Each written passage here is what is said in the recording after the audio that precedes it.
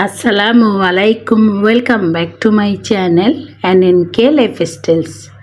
আশা করি আপনারা সবাই ভালো আছেন। আজকে আরেকটি নতুন ব্লগ নিয়ে চলে আসলাম আপনাদের মাঝে। তো বেশ কিছুদিন ধরে প্রচুর গরম পড়েছিল, এখন আলহামদুলিল্লাহ একটু ঠান্ডা লাগছে আর বৃষ্টিও হচ্ছে, সেই জন্য তো এই ভিডিওটা যেহেতু আমার গতকালকের ভিডিও, বৃষ্টি পড়েছে, বাইরে দেখলাম বৃষ্টি বলতে তেমন জোরে না, মোটামুটি পড়ছে আর বেশ ভালো আর কি, ঠান্ডা ঠান্ডা ভাব, গরমটা নেই। তো এখানে আমি রান্না থেকে আর কি আজকের ব্লগটা শুরু করে দিলাম। তো শীতের সবজি দেখতে পাচ্ছেন, সিম। তো এখন কিন্তু শীত আসেনি, তারপরও বাজারে সিম পাওয়া যাচ্ছে, মা নিয়ে আসলেন। তো আমার কাছে মনে হলো যে শীতের সবজি শীতকালেই ভালো লাগে, তো এই সিম রান্না করলাম। তো আলহামদুলিল্লাহ বেশ ভালো না লাগলেও মোটামুটি ভালো লেগেছে, তবে সাথে যদি টমেটো আর ধনিয়া পাতা দিতে পারতাম তাহলে মনে হয় এই তরকারির স্বাদটা খুবই মজা লাগতো আর কি। তো যাই হোক, যেহেতু এখন তো আর শীতকাল না, ওইভাবে ধনিয়া পাতার টেস্টও মানে ভালো লাগে না। আর টমেটো, শীতের যে টমেটো, টক টমেটো, ওইটা দিয়ে কিন্তু যে কোনো তরকারি রান্না করলে ভীষণ ভালো লাগে। তো সিম মাছ দিয়ে রান্না করে খাই আমরা, আবার ভাজি করে খাই, শুটকি দিয়েও রান্না করে খাই। আজকে মাছ দিয়ে রান্না করব। তো মাছ দেখেই বুঝতে পারছেন এগুলো কী মাছ, এগুলো হলো পাবদা মাছ। তো পাবদা মাছ তো ভেজে রান্না করি, পাবদা মাছ দিয়ে সিম আলু দিয়ে রান্না করব। তো ভাজতে কিন্তু আসলে একটা মানে খুবই কঠিন ব্যাপার। পাবদা মাছ ভাজতে গেলে ভীষণ পরিমাণে এটা তেল ছিটে আর কি গায়ে আসে, মাছটা ফুটে আসে। তো ঢাকনা দিয়ে ঢেকে ঢেকে আর কি ভাজতে হয়। আর মাছ ভাজা না করলে তো আবার আমাদের বাসায় কেউ মানে মাছটা খান না আর কি। তো যাই হোক, সুন্দর করেই আর কি আমি মাছটা বেশ ভালোভাবেই ভেজে নিচ্ছি। আর এখানে ভাজা হয়ে যাওয়ার পরে সিম আলুর তরকারিটা এখন বসিয়ে দিচ্ছি।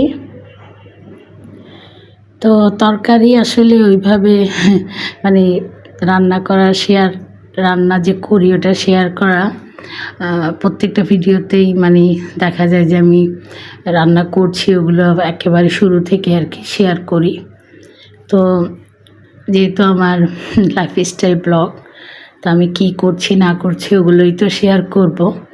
তো প্রতিদিন তো এখন ভিডিও দিই না, তো যেহেতু যেদিন ভিডিও দিব ভাবি সেদিনই ভিডিওগুলো করে রাখি। আর যেহেতু আমি এখন বাইরে যাচ্ছি না, সেই জন্য বাইরের ভিডিওগুলো আর আপনাদের সাথে শেয়ার করতে পারছি না। তো রান্নাবান্না এগুলোই আর কি শেয়ার করছি।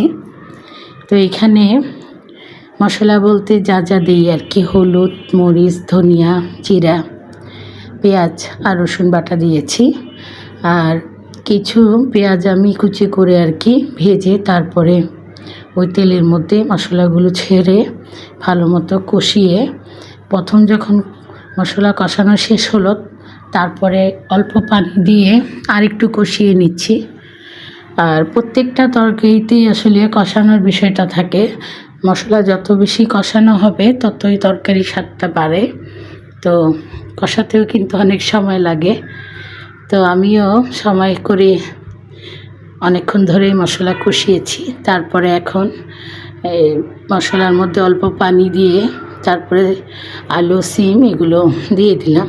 আলু সিমটাও আমি একটু নেড়ে চেড়ে ঢেকে রেখে দিব, ওটাও তরকারিগুলোও কিন্তু ভালো মতো কষিয়ে তারপরে পানি দিব আর কি, ঝোলের পানি। তো এই প্রসেসে আসলে সবাই রান্না করেন।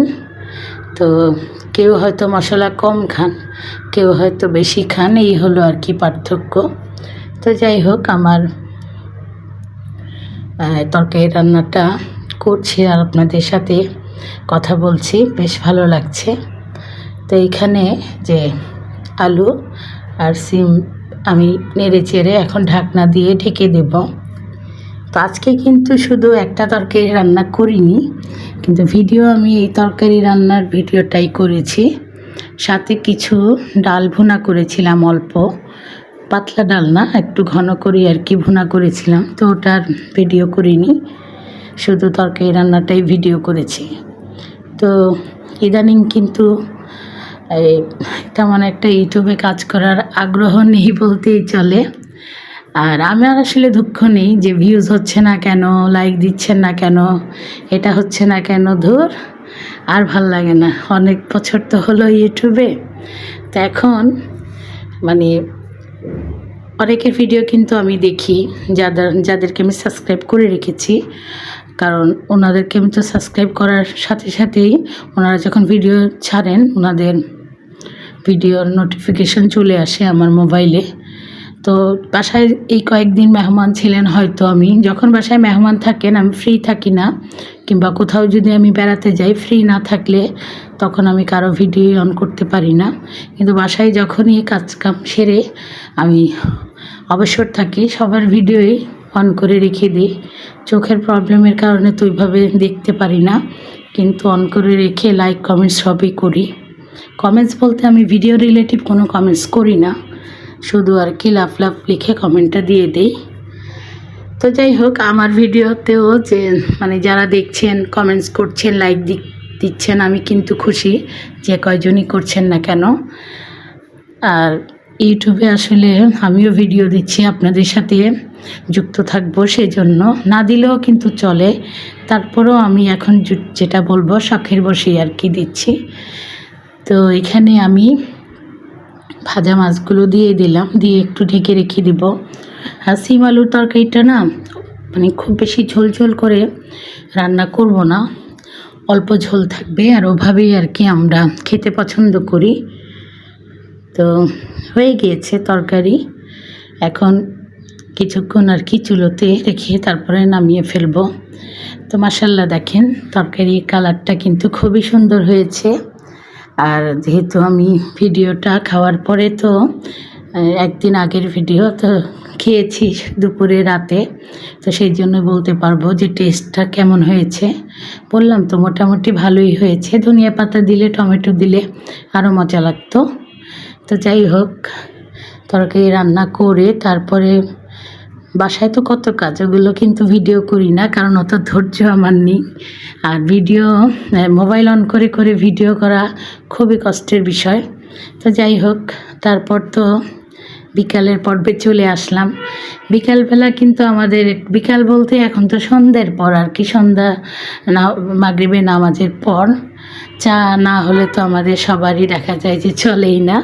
তো আজকে কিন্তু কেক ছিল বাসায়, কেক দিয়েই চা খেয়ে নিচ্ছি, এটাই ছিল সন্ধ্যার নাস্তা। তো আমার আজকের ভিডিওটি যদি আপনাদের ভালো লেগে থাকে তাহলে অবশ্যই লাইক দিবেন এবং কমেন্টস করবেন।